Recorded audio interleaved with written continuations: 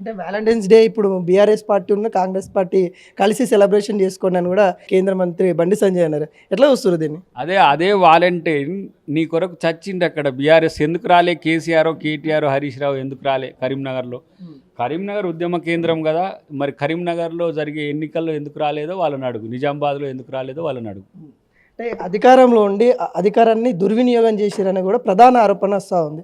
నిజంగానే అలాంటి ఏమన్నా జరిగిందంటారా? వాళ్ళలాగా దుర్వినియోగం చేసే అవకాశం మాకు ఉండదు.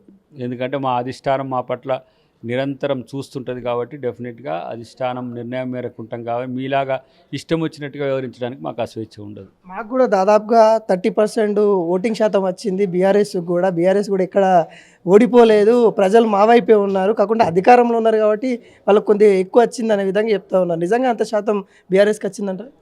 మీరు చెప్పారు 114 గెలిచినోడు 14 వస్తే ప్రజలు వాళ్ళ వైపు ఉన్నట్ట. గతంలో అవి కూడా కాంగ్రెస్ గెలుచుకోలేదని చెప్తా ఉన్నారు. గతంలో మేము కూడా 737 గెలిచినాం. వాళ్ళు ఇప్పుడు ఎన్ని గెలిచిండ్రు? గంతే 747 ఎంతో వచ్చినాయి వాళ్ళకి.